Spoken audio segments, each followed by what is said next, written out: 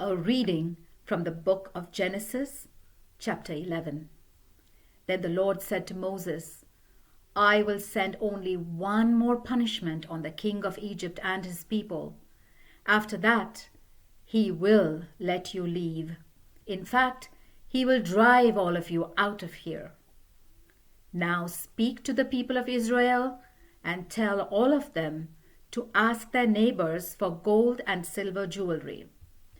The Lord made the Egyptians respect the Israelites. Indeed, the officials and all the people considered Moses to be a very great man.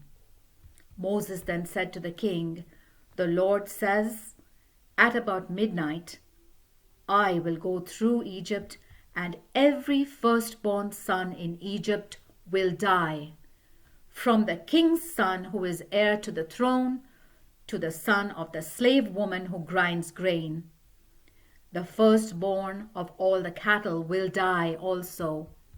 There will be loud crying all over Egypt, such as there has never been before or ever will be again. But not even a dog will bark at the Israelites or their animals. Then you will know that I, the Lord, make a distinction between the Egyptians and the Israelites. Moses concluded by saying, All your officials will come to me and bow down before me, and they will beg me to take all my people and go away. After that, I will leave. Then in great anger Moses left the king. The Lord had said to Moses, The king will continue to refuse to listen to you in order that I may do more of my miracles in Egypt. Moses and Aaron performed all these miracles before the king, but the Lord had made him stubborn, and he would not let the Israelites leave his country. The word of the Lord.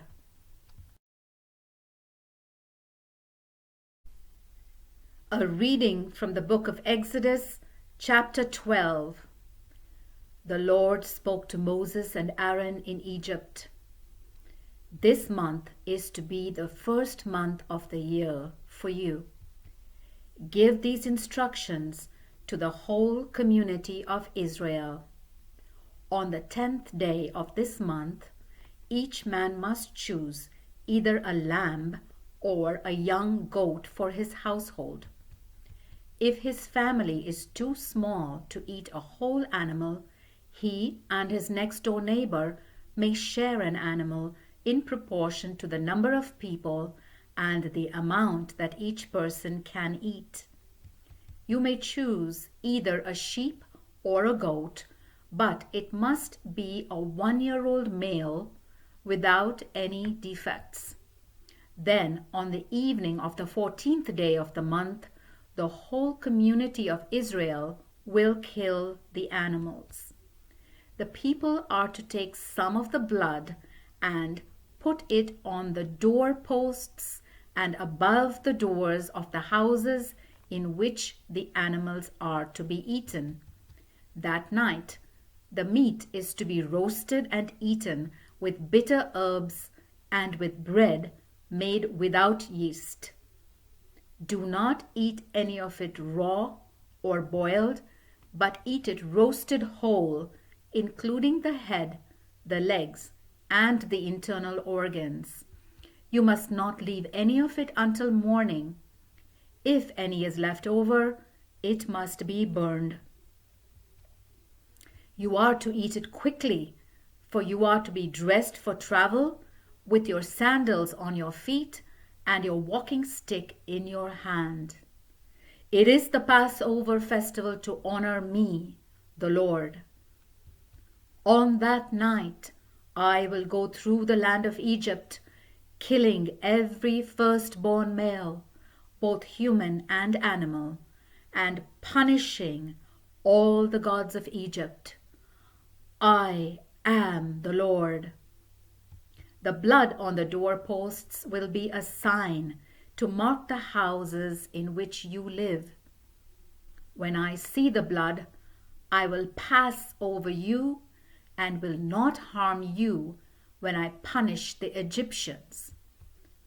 You must celebrate this day as a religious festival to remind you of what I, the Lord, have done.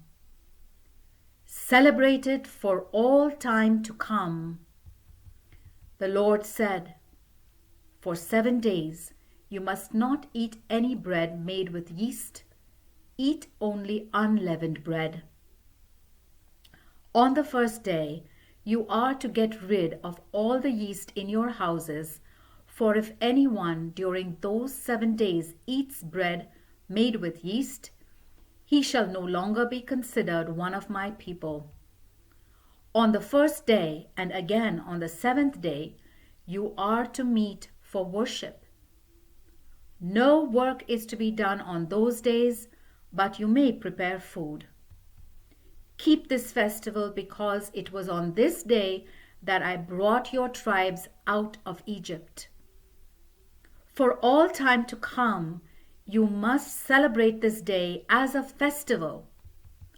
From the evening of the 14th day of the first month to the evening of the 21st day, you must not eat any bread made with yeast.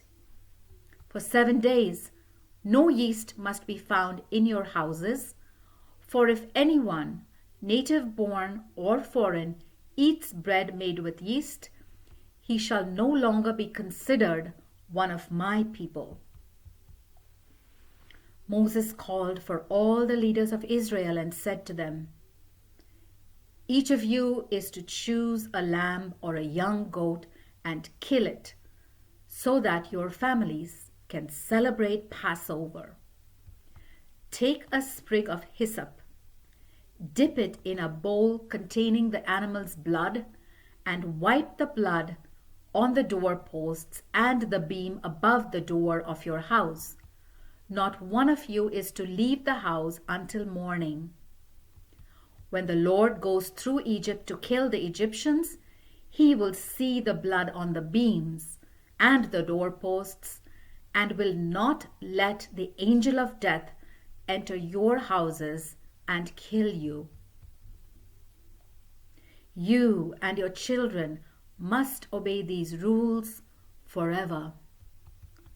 When you enter the land that the Lord has promised to give you, you must perform this ritual. When your children ask you, 'What does this ritual mean?'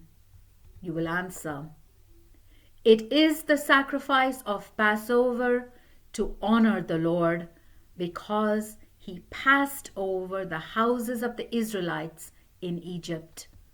He killed the Egyptians, but spared us.'" The Israelites knelt down and worshipped. Then they went and did what the Lord had commanded Moses and Aaron.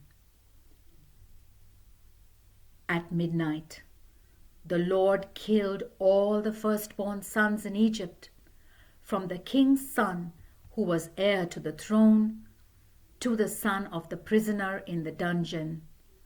All the firstborn of the animals were also killed.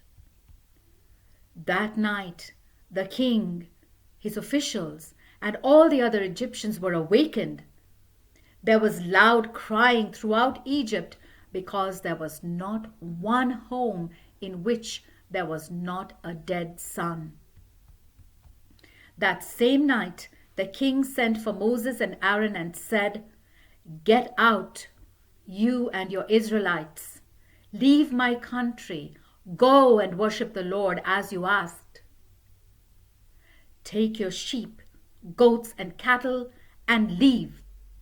Also pray for a blessing on me." The Egyptians urged the people to hurry and leave the country. They said, "We will all be dead if you don't leave."